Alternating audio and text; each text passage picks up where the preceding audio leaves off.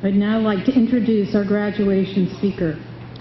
Dr. Linda Vahdat is a professor of medicine, director of the breast... Am I doing this right? Okay, sorry. I didn't want to do it out of order. Breast Cancer Research Program and chief of the Solid Tumor Service at Weill Cornell Medical College in New York City. After completing undergraduate studies at Barnard College, Columbia University, she attended medical school and completed her internal medicine training at Mount Sinai Hospital in New York City. She then completed a fellowship in hematology and medical oncology at Memorial Sloan Kettering Center, also in New York. Her expertise is in breast cancer, and at Weill Cornell Medical College, she is involved in the conceptualization, design, and conduct of phases 1 through 3 clinical trials, mostly in high-risk adjuvant and metastatic breast cancer. Her team has been intricately involved in bringing many of the recent drugs approved by the regulatory authorities worldwide to market for advanced breast cancer. Dr. Vahdat's major research thrust over the past few years has been to spearhead a program that is elucidating the process of metastases in breast cancer patients and developing therapeutics to promote tumor dormancy. Dr. Vahdat has held several leadership positions in the American Society of Clinical Oncology, including membership on the Education Committee and Health Services Research Committee. She served as a member of the Executive Board of Cancer Care from 2005 to 2012. Dr. Vahdat is proud to be a Sacred Heart mother. Her daughter, Camilla Kuhlman, is graduating with the class of 2013. Dr. Vahdat, please join me at the podium.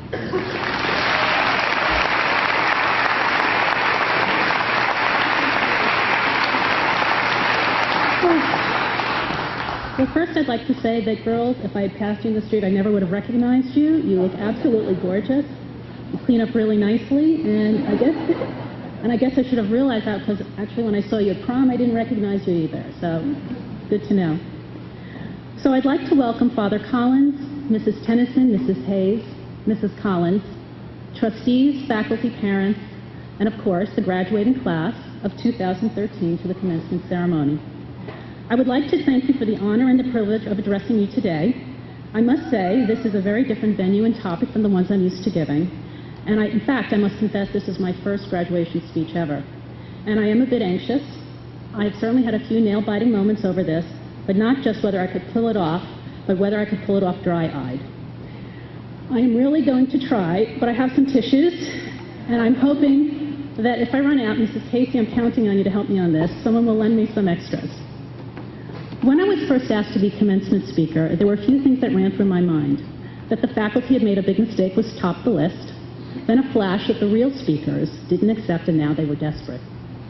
After all, Tom Brokaw, the television anchor, was the speaker last year, and Indra Nooyi, the head of PepsiCo and a Sacred Heart mom, spoke the year before that.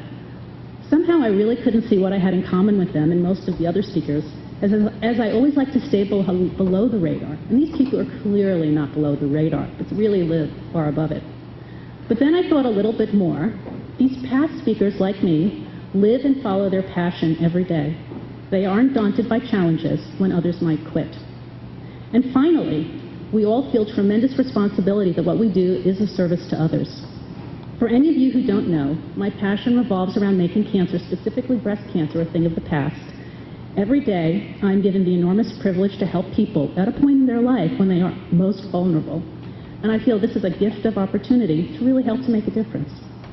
A difference not only for the people I care for, but also a chance to influence and educate future generations of students, scientists, physicians, and researchers.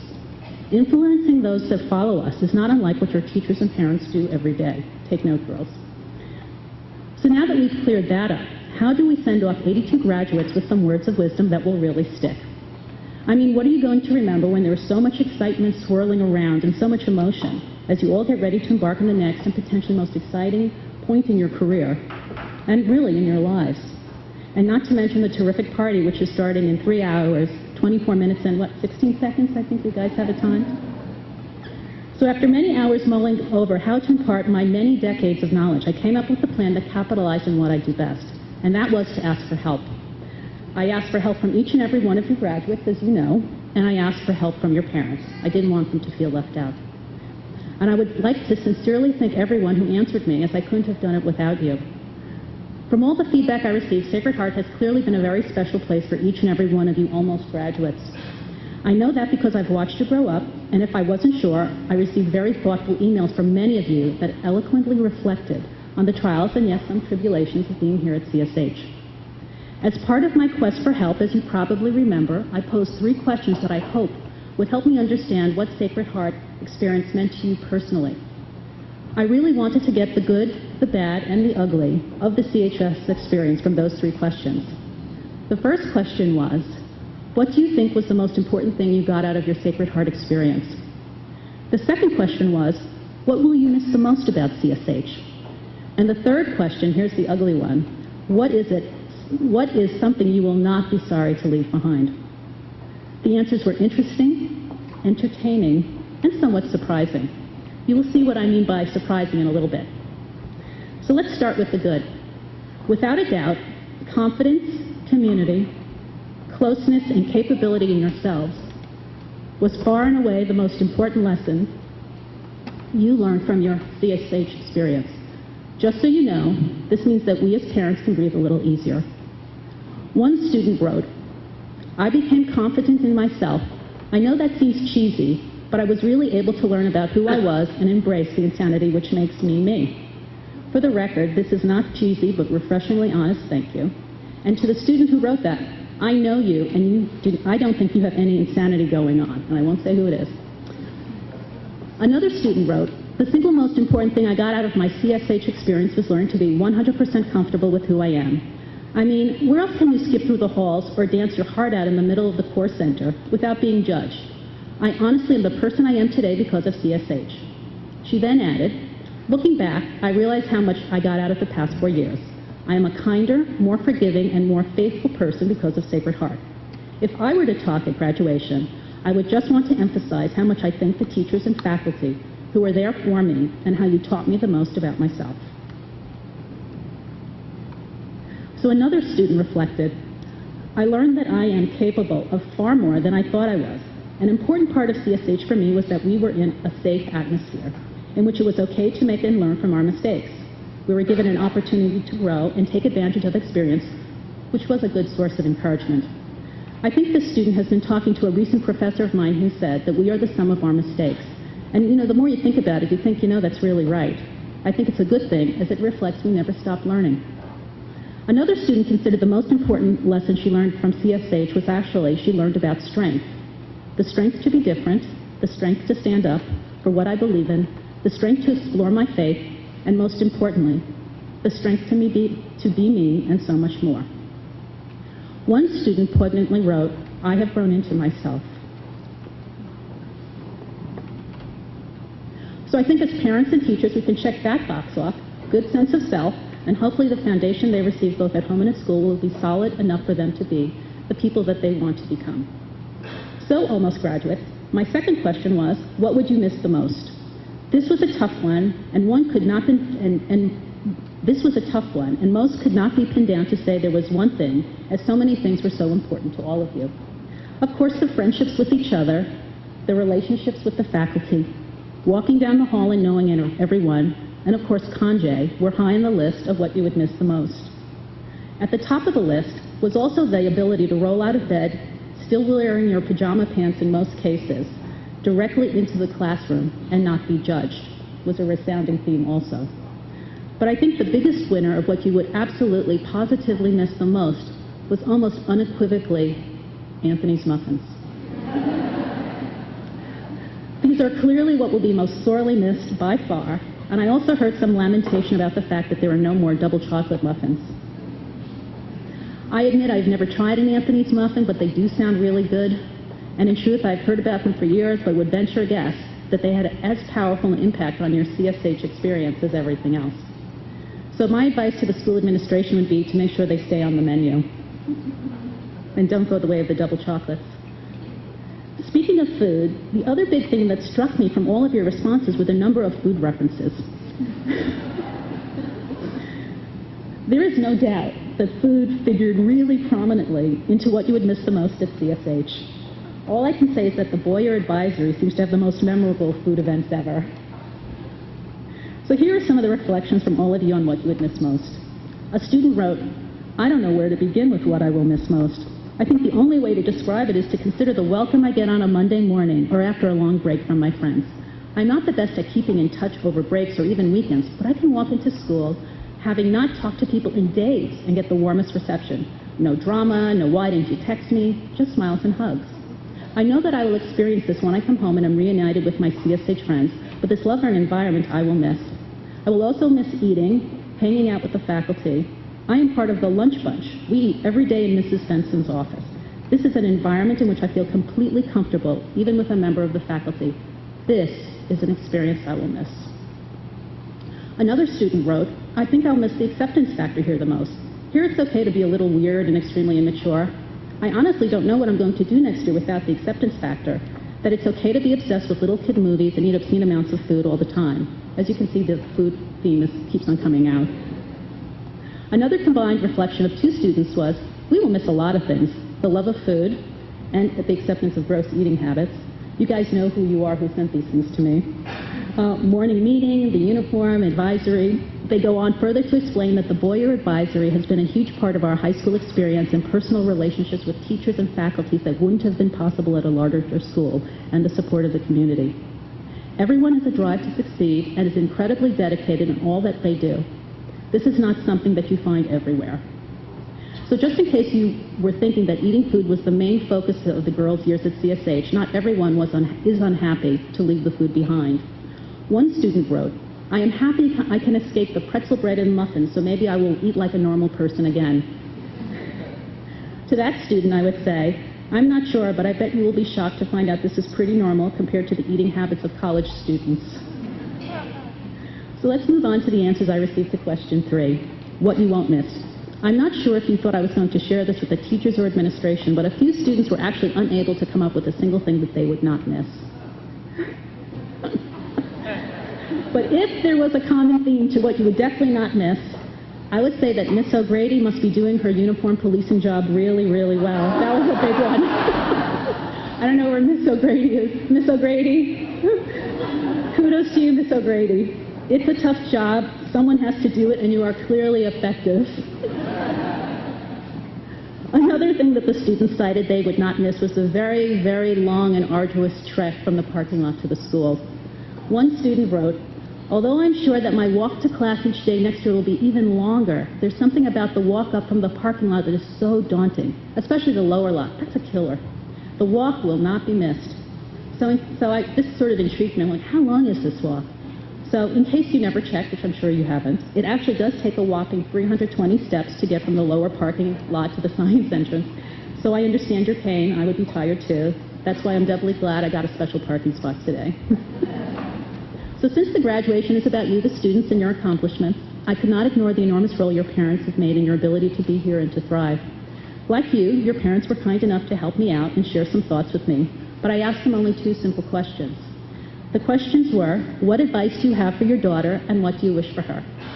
Not surprisingly, there were many similarities among all the responses I received, and I know right now you're probably all thinking, well, that's probably not hard to predict the answers my parents would give. After all, parents are incredibly predictable.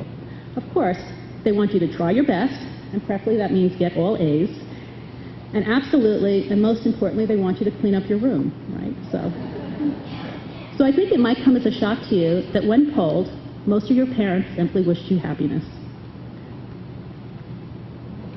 They don't want you to sweat the small stuff. They want you to lead, not follow. As one parent said, life is not a dress rehearsal. And in fact, the late Nora Ephron said in her Wellesley graduation speech in 1996, probably about the time most of you were born, that your education is a dress rehearsal for the life that is yours to lead. Your parents also wish you to live life with integrity, confidence, gratitude, and perseverance, and never to lose touch of your moral compass. One parent suggested never to leave behind the 5 goals and criteria of Sacred Heart, and to keep them in your heart as you begin to grow away from home. Harkening back to the food theme, one parent wished her daughter an eternally fast metabolism given the amount of food she eats. Enjoying and savoring all that life has to offer took on an analogy for one parent who likens it to crossing the George Washington Bridge, and I have been told that there will be a lot of eye rolling to this one. Always take 80 local. Always take 80 local, never take 80 express, because that is where all the backups and delays occur. This symbolizes that you should never rush through life, enjoy the moment, don't take shortcuts or the easy way out. You may miss out on things that are important on the journey. One parent very practically suggested to wear sunscreen as an example of how you need to take care of yourselves and watch your health throughout your life. If you don't do it, no one will do it for you. So, almost graduates of the class of 2013, what advice do I have for you? I would say make sure you live your life boldly and courageously and in Technicolor. Watching life happen from the cheap seats are a waste of precious time and opportunity. So be sure to follow your instincts and, when appropriate, take a risk. By risk, I do not mean bungee jumping, skydiving, or speeding in a car, thank you. I mean calculated risks. Playing it safe all the time will cause you to miss out on many wonderful opportunities that could change your life trajectory in ways that you cannot even begin to imagine. Imagine how our world would be different if people such as Rosa Parks, Mahatma Gandhi, or Susan B. Anthony never took risks, and how their choices affected so many lives for so many generations to come. Imagine the risk the young Pakistani girl Malala Yousafzai took by advocating for girls' education in Pakistan. She survived an assassination attempt for advocating for the right to an education, something that I think all of us, including myself, take for granted. Her risk resulted in her being offered a scholarship to study at Atlantic College in Wales, where hopefully she will be a classmate of my daughter Camilla this year. I am sure that was not her intent when she started her quest, but her voice has changed things. Yours can too. I often think back on how my own life might have been different if I hadn't been courageous enough to ignore the dean at my esteemed Ivy League institution when she told me I was not really suited for a career in medicine, that I should find another career. This is the hard part. 1, 2, 3, okay. Where would I be? Where would my patients, medical students, and research collaborators be if I had not followed my instincts and taken a risk? She told me to find another career. Can you believe that? If I had found another career, all of this, including this moment, might have never come to be. And I wouldn't trade this moment for anything in the world. As I look out on all the optimism, the hope, and the promise that I see staring back at me. It is one I will never forget. Mark Twain said it well. Keep away from people who belittle your ambitions. Small people always do that. But the really great make you feel that you can too become great. I would venture that Mark Twain believed in taking risks too. So in conclusion, what I would like to do is leave you with a couple of thoughts from two of my favorite contemporary philosophers. The first one is Yoda, yes, Yoda. And actually, my husband mentioned to me that you guys may not know who Yoda is. Do you guys know who Yoda is? I mean, am I like really dating myself? Have you guys ever seen Star Wars? It's like the best. It's like the best, one of the best movies. Anyway, so I'm just making sure, if you haven't seen it, rent it on Netflix, you'll see what I mean. Anyway, so it's Yoda who said, do or do not. There is no try. The second is Gandalf the Grey from the Lord of the Rings trilogy from Tolkien, who said, it is up to you to decide what to do with the time that is given you. It is for you to decide, and I hope you decide well. But you, and only you, can be the judge of that. Congratulations to the class of 2013 on your accomplishment. Well done, ladies. Now go and do amazing things. Thank you.